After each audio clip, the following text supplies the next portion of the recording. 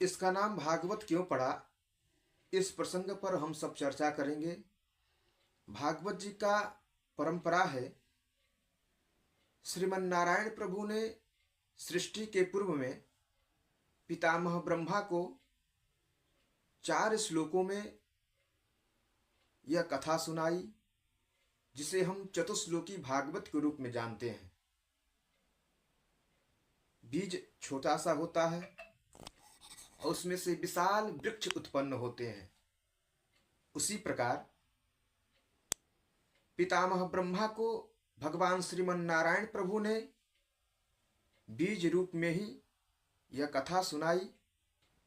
फिर ब्रह्मा जी ने अपने प्रिय पुत्र देवर्षि नारद जी को बीज रूप में ही कथा सुनाई।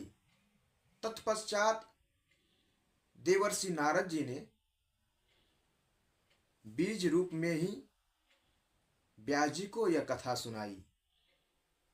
परंतु व्यास जी ने इस चतुश्लोकी भागवत को 18,000 श्लोकों में विस्तार कर दिया। और व्यास का अर्थ ही होता है विस्तार। व्यास जी का मूल नाम तो था द्वैपायन। ये पराशर ऋषि के पुत्र हैं। द्वीप में इनका जन्म हुआ है, इसलिए इनका नाम द्वैपायन पड़ा। पर इन्होंने वेदों का विस्तार किया, श्रीमद् भागवत का विस्तार किया, इसलिए इनका नाम वेद व्यास पड़ा। जो सूत्रात्मक संदेश थे उन सबका विस्तार किया ब्रह्मसूत्र के रूप में। सब शास्त्रों का सूत्र रूप में ही तो विस्तार किया। व्यास और समास, समास मने संक्षिप्त और व्यास मने विस्तार। फिर व्यास जी ने अपने प्रिय पुत्र सुखदेव जी को यह कथा सुनाई विस्तार पूर्वक। फिर सुखदेव जी ने 7 दिन में राजा परीक्षित को गंगा के तट पर विस्तार पूर्वक यह कथा सुनाई। ये परंपरा है श्रीमद् भागवत की। व्यास जी ने बहुत बड़ा विस्तार तो किया 18,000 श्लोकों में, और नाम दिया भागवत महापुराण। और सबसे पहले भगवान श्रीमन नारायण को भेंट किया। आपके श्रीमुख से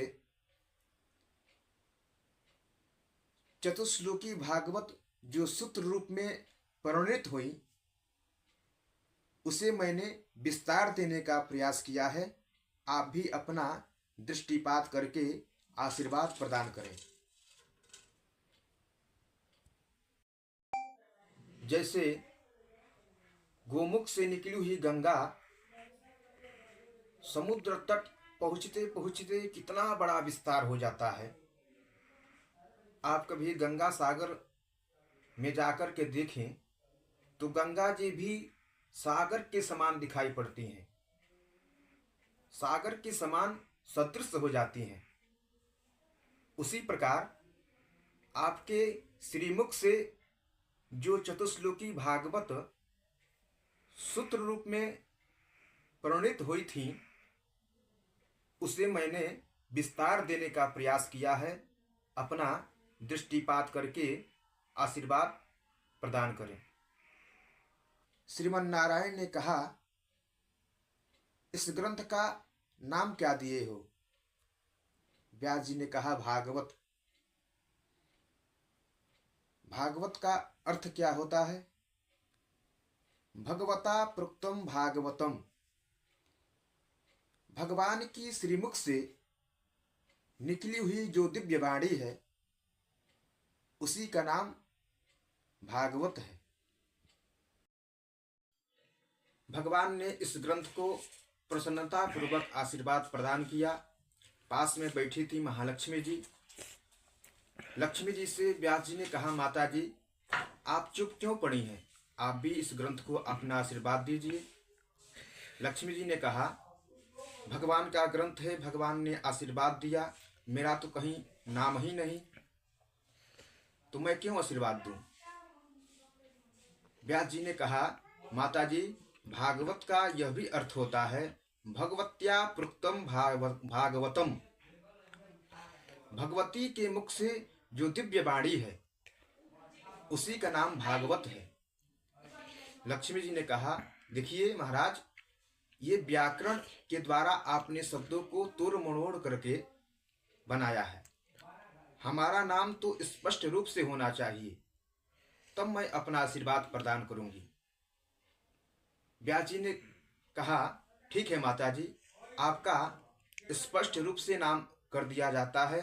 पहले था भागवत, उसमें श्रीमद और जोड़ दिया, श्री जी का भी उसमें भागवत में मत हो गया, इसलिए श्रीमद् भागवत महापुराण।